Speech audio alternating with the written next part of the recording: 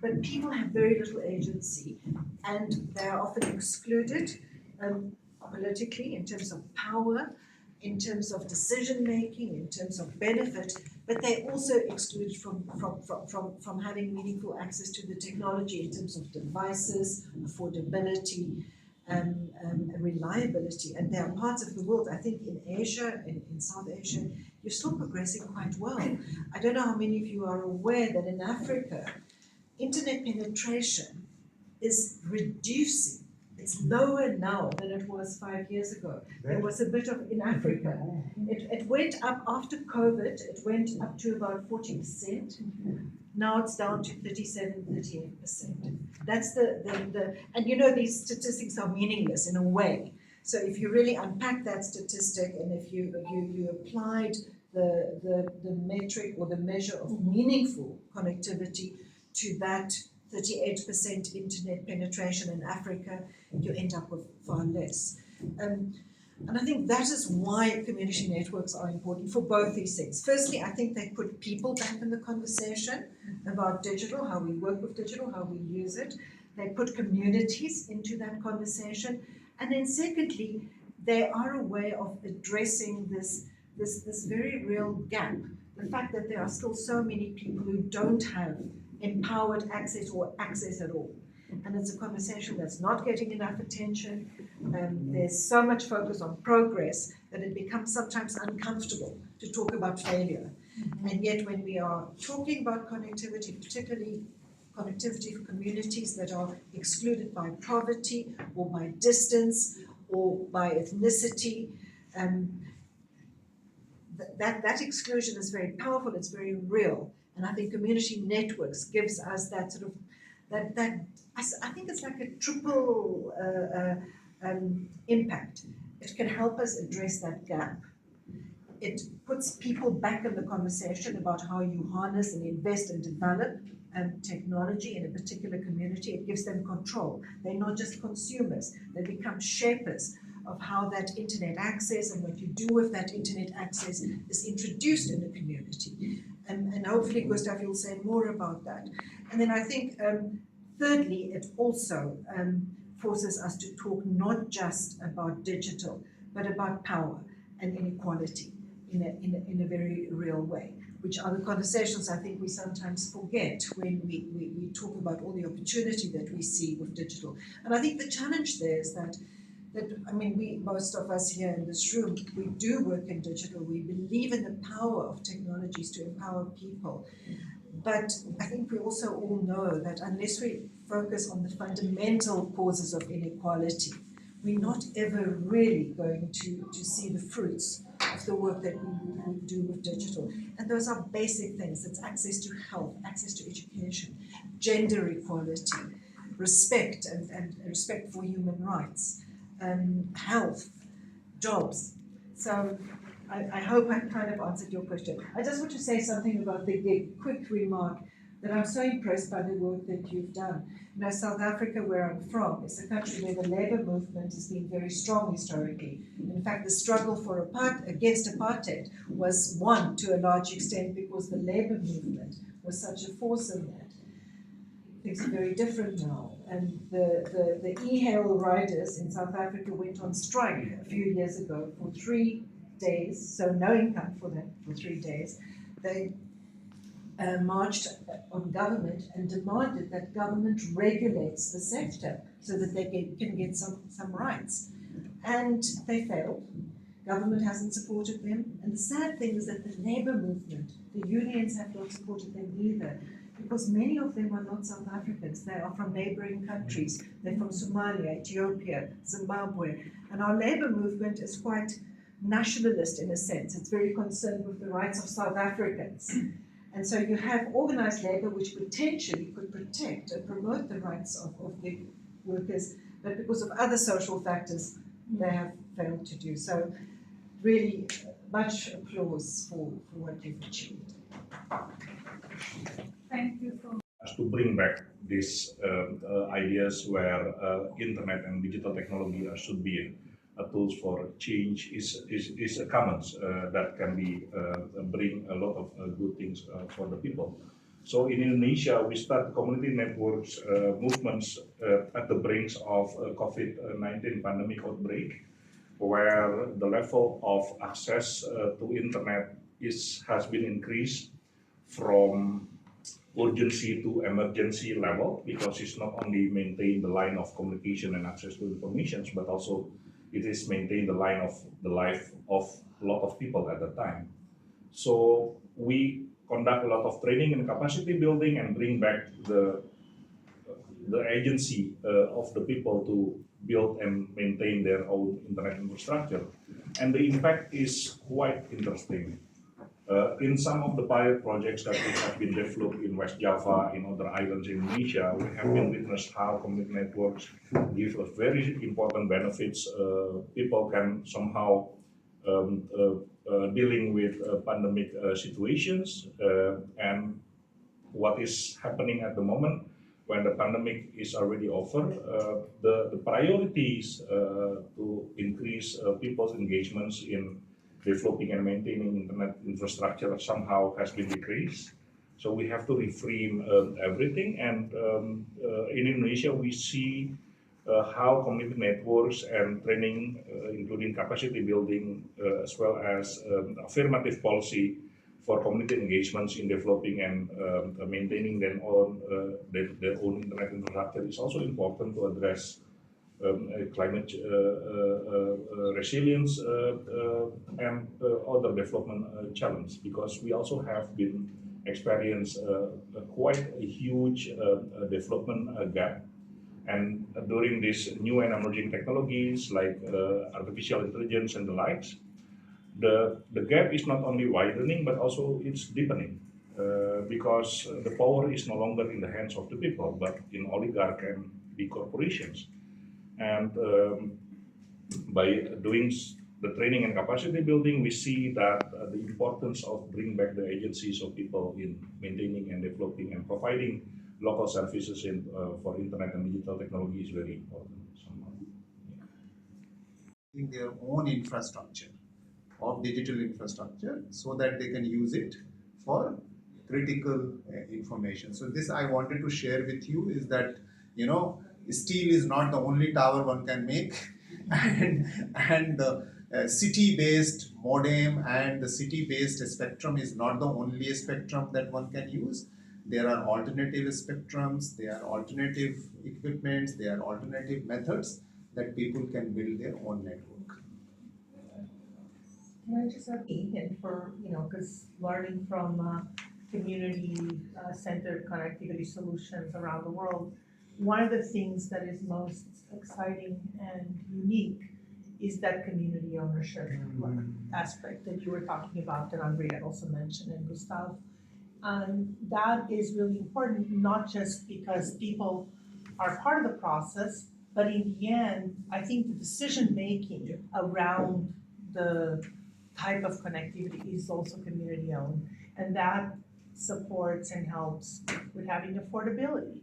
Here in India, as you know, meaningful connectivity, the kind of not just having access to the internet once in a while, but having really good, reliable connectivity is very difficult. And it's a much smaller percentage of the population than you would otherwise have.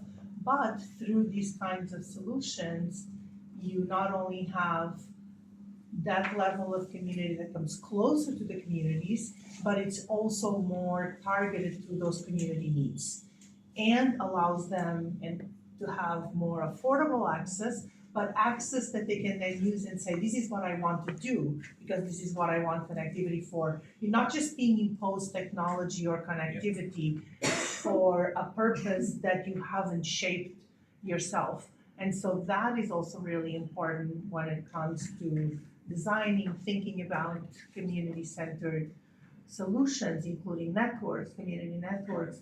And the reason why I'm distinguishing those two is because there could be rural cooperatives. In some countries, there are such things, or smaller kind of ISPs that function like community networks but have a different kind of business model.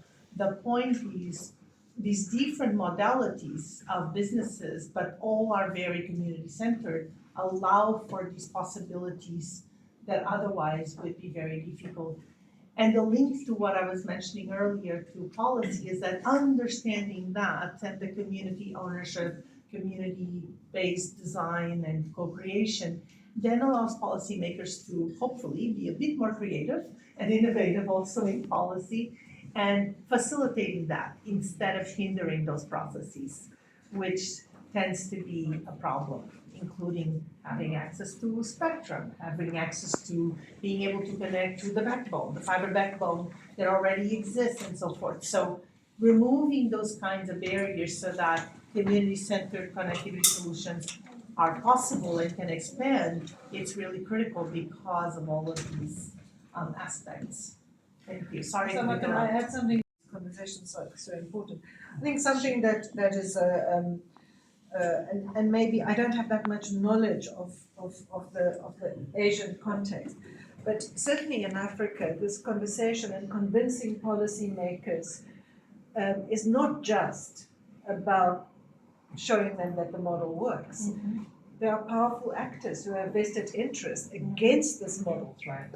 Big telcos, the big mobile operators are extremely powerful companies. They're powerful in India, I don't have to tell you that. And we don't have a competitive environment. Most countries in Africa would have 1, 2, 3 operators. These operators are either from the Gulf or the UK. There's actually only one African-owned operator, that's MTN, that's based in South Africa. These companies have convinced policymakers that they have the solution, that ultimately the only way to create sustainable connectivity for everyone is for them to get more spectrum, to be less regulated, to have lower requirements for universal services. And policymakers believe them, partly because they're very good at telling their story, but partly because they're also corrupt. And there's often under the table deals. Sometimes they are over the table deals because governments are often shareholders in these big mobile operators. So this it's not just about making our case, it's also about looking what the power relations are in the sector and acknowledging that when we are struggling and fighting this battle, we also have to battle at that level. But then I think the second thing, APC's work at the moment is really focused on financing and sustainability, and that's been very exciting. Looking at not just having an ailing policy and regulation, yes, Association for the LOCDEP, the Local Access Program that I'm working with at the moment.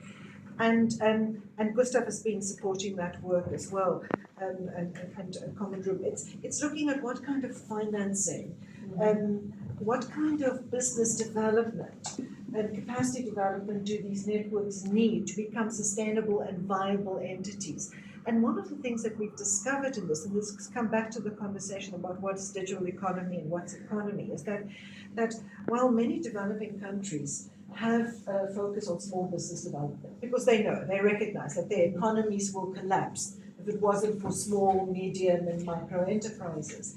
And many countries would have funding and national development banks and regional development banks like the Asian Development Bank, the African Development Bank. They have financing for small business development. But which sector is absent from most of their financing? Connectivity provision. Small operators, local internet service providers. And we feel this is very important to put on the table because on the one hand, we think that community provision, local, they can be for-profit or not-for-profit, but local internet and digital service provision is a very important part of small and medium and micro enterprise. And secondly, they enable other small, medium and micro enterprises. And so we think that really putting on the agenda that for more sustainable local economic development, and economic diversification, which is this term I've heard the economists use, and having this sector strengthened and sustainable could be enormously beneficial. Innovation, with talking from different perspectives, and I've really understood, the fact that all of us as consumers, as practitioners, as people who are embedded in the digital economy, face certain aspects of being digital and what it means to be a digital citizen. But for answer, I would actually like to ask you now, coming from a perspective of innovation, why do you think that the kind of frugal innovations, the kind of digital innovations that have been showcased at summits like this DCS, why is that kind of innovation so important? Why innovation that is people centric, community centric needs to be highlighted? So it depends on firstly and what is that new thing that you're trying to do. So if you're just trying to make a better mousetrap, that's not innovation, right? And the innovation that happens in technology is actually the very last step of innovations. Your innovation has to firstly be social in nature, and once you've got the buy-in of the society to do something, then next you go on to make regulating it, and finally the technology delivers.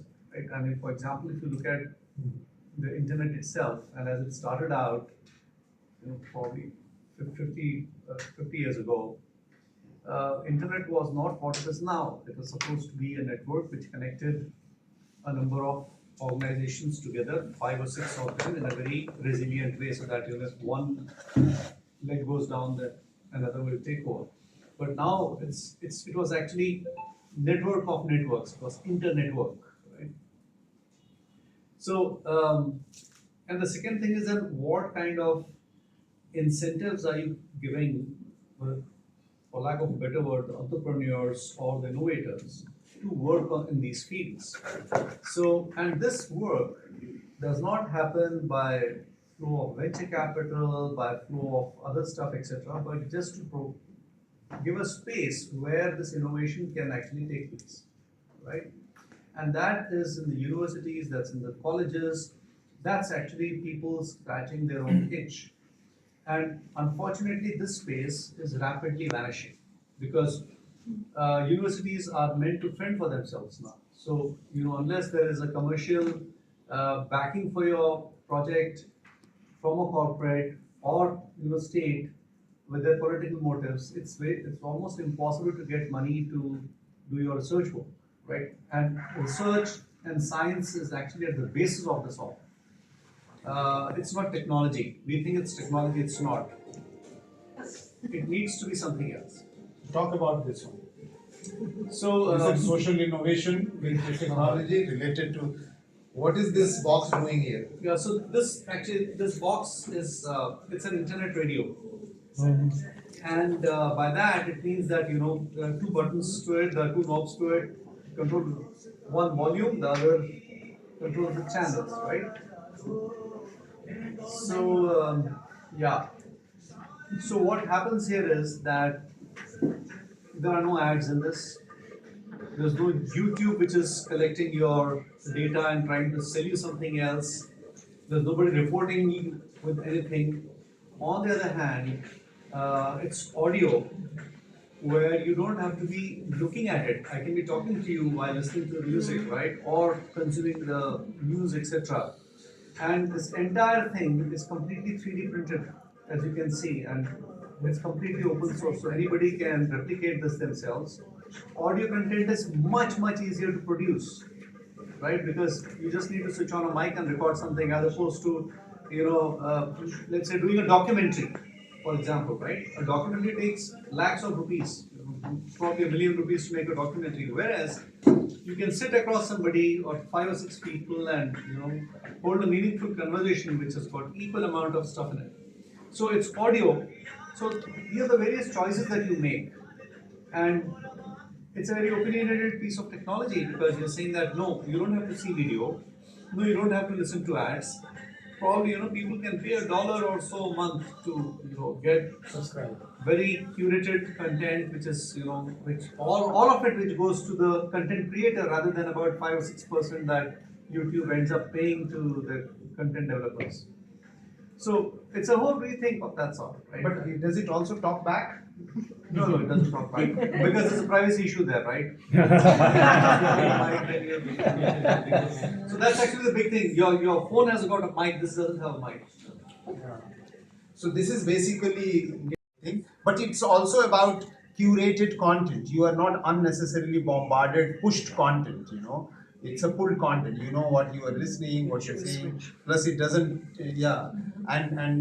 So Farhan has made it for one of the largest cultural festival that happens called Rekhta. And what he is doing is that he is saying that it is customizing for DEF so that DEF can distribute like this to all our digital centers across the country, and we can also enable it talking between each other, so we can, or you can also broadcast all the information. Beside that, there is a whole repository of content that is there, which they can take as an instruction, as a guidance, as a training material, as learning, or even enjoying. So for example, a collection of folk music, or a collection of talks, or collection of anything which is available. And at volume, at the larger volume, it cost about it's like $40. You know, less than $40, and 3D printed. So Indus Bank side lo.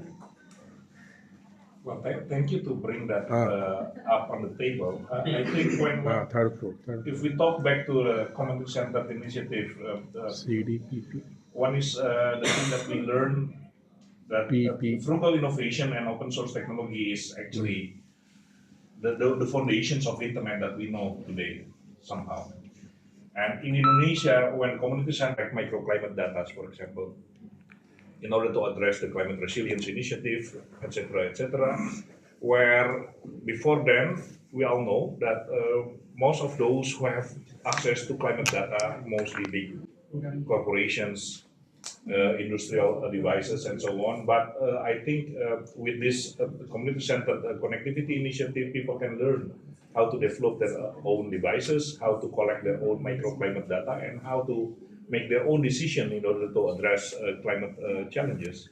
And one thing that we are somehow learned that the diversity of approach and how we use technology is important, because what has been mentioned before, recently there has been a homogenizations of how we use and utilize technologies, but of course there will be like one policy fit for all approach on technology is somehow important, but it's impossible.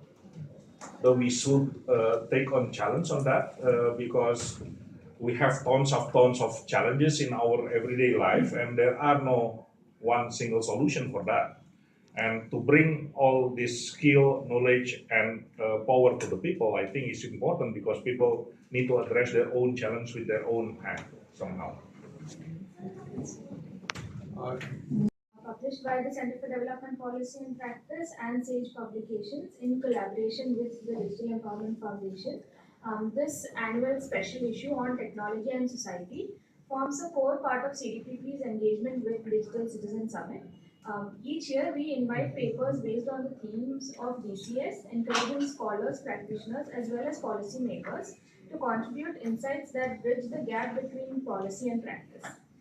This special issue, which comes out every year in January, provides a platform for diverse voices to critically examine how technology shapes our social, economic, and political realities. Through this initiative, CDPP aims to build a growing body of scholarship that captures evolving debates, maps progress, and informs more inclusive and responsible technology futures. This year, as part of DCS, we have initiated a call for papers and have received several insightful submissions which will be presented at DCS. If anyone is still interested to contribute to the journal, we do welcome. You can send us an email or visit our website, and do mention in the subject line paper submission for the 7th Digital Citizen Summit. Thank you, everyone. So just and Henriette, you are here. We actually designed that since we work on the ground, practice should be converted into journals in such a way that it comes from the horse's mouth, and we conceived journal purely based on practice, and also linked it to DCS. So every year we have one issue, a special issue, and that too Sage Publication, which is a recognized very international, journal publisher and all that. So we thought that advocacy cannot happen only just by writing articles and letters and all that. Can we go into the data level of things? So this is a result of that. Can you just put it on the screen? Yes, please.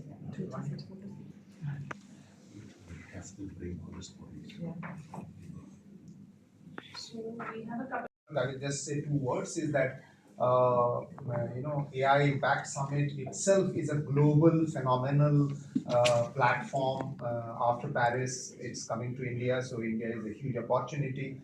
And DEF, considering that it works on the grassroots level, we thought that partnering with that one as a pre-event and even at the time of event is very important to bring the citizens' perspective in the AI phenomena, because AI is completely data driven and data is nothing but people's information, and therefore DF can bring in those perspectives that how even in the AI, which is very aggressively moving from the corporate side and from the government side in terms of its policies, its approach, its profitability and everything, that people should not be left out just as a data point.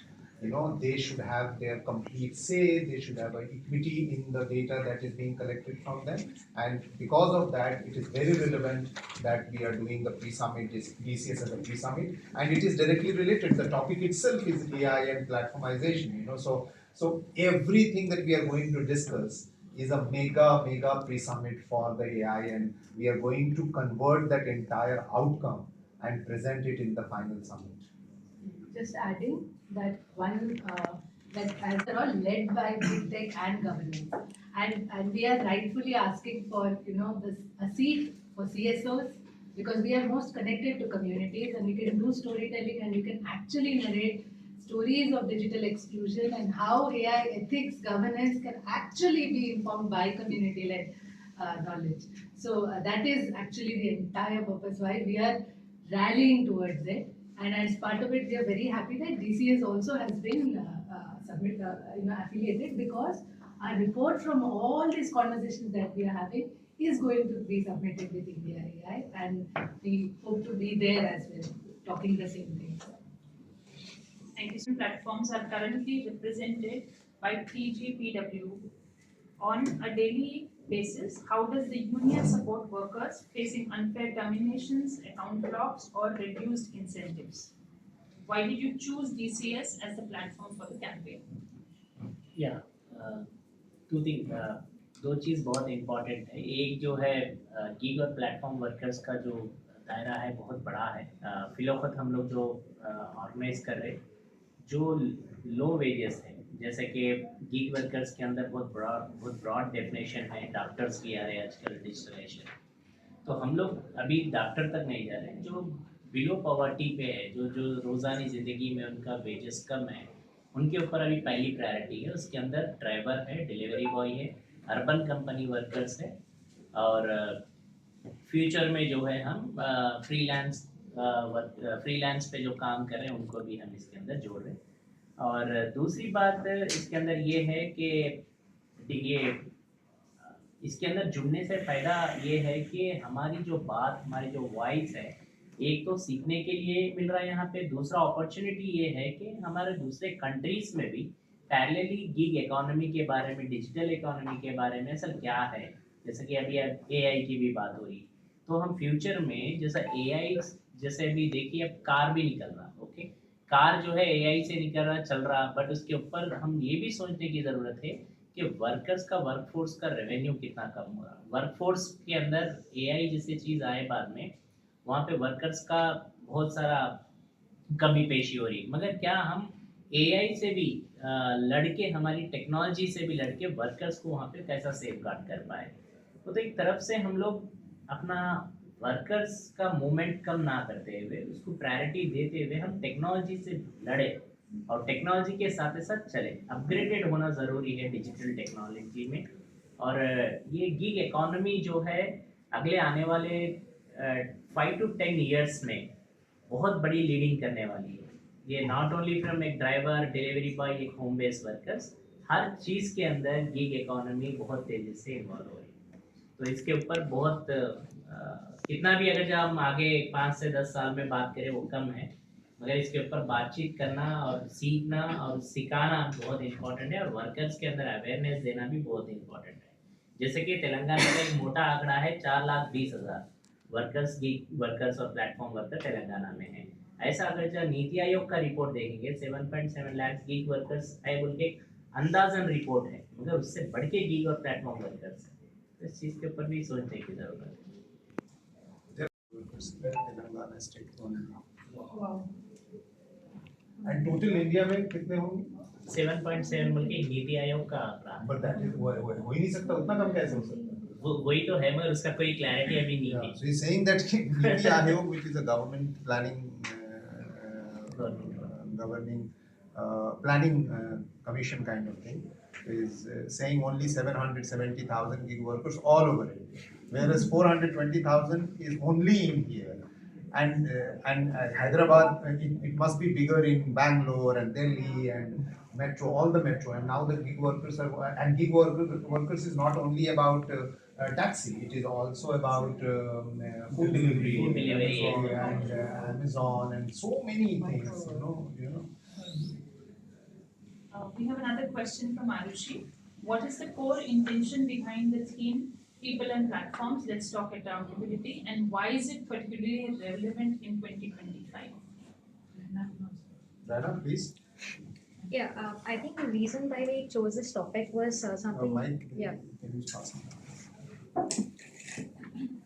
Thank you for the question, Arushi. I think, yeah, the idea was to basically expand the kind of conversations we are having as a part of a trans-regional network, which is called the Arise Network. So basically, it's a trans-regional network of more than 50 plus organizations across Global South. And the idea is to bring Global South at the center of the conversations around platform accountability. So be it about platforms having very differential policies in Global South, and especially these are the ones like the big tech companies who are having very exploitative policies that are there in the Global South. So the idea was to bring together these many organizations and have their concerns put out on the front. So we wanted to really take forward that Arise concern and to kind of also bring together different stakeholders in terms of academics, in terms of technocrats, in terms of different CSOs also, and to have that at the center of the CCS summit also. So that's the idea of people and platforms. And we felt that people has to be at the center of to bring out any conversation between social justice and digital justice. Hence the combination of these two terms. Yeah. I have a question. I'm really interested in this point that you make about innovation starting with research. I think you're absolutely right.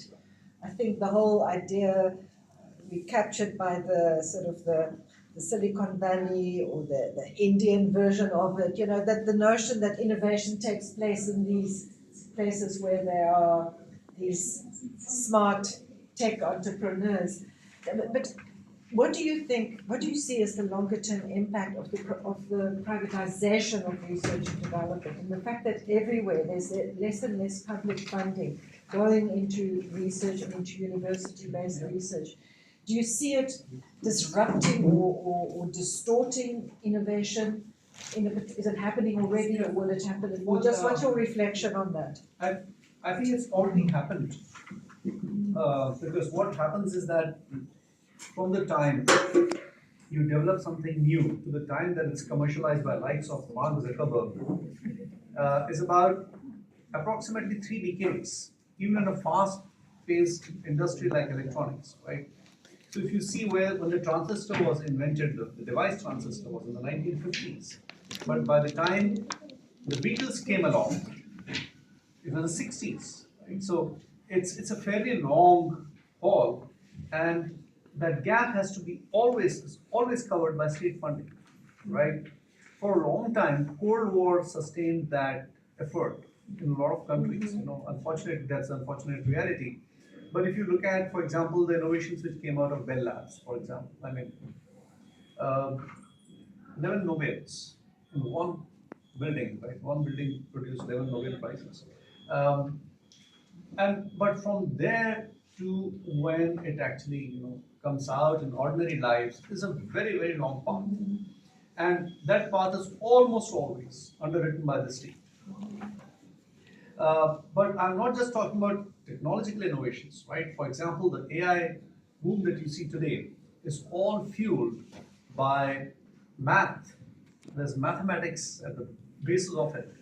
And it doesn't take a lot of money, but it takes a lot of will to say, all right, we are going to, fund research in mathematics.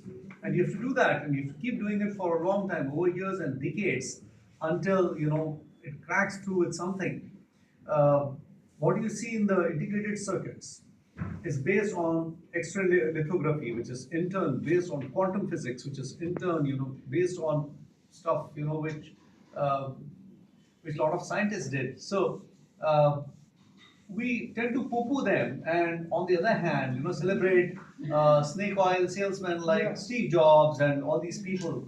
They've just, finally managed to commercialize stuff which took a very, very long time to develop, and even trivialize it, in a lot of ways. Yeah, and we're not doing This room. We have a research gathering that's going to happen after lunch, of course. And we also What have. time you should tell us when we come back? Okay, cool. We have already like around 20 minutes. It's going to take place now, and we come back in half an hour in this room again to start the So the research. time is- 3:15 is. 3:15 we should come back? Yeah, Professor Ann in this room. So we're engaged till 5 o'clock here, but thank you so much to the press, to the stakeholders, to Salahuddin Bhai, to everyone in this room. We really hope to see you tomorrow and the day after at ECS at Thank you. Sorry, not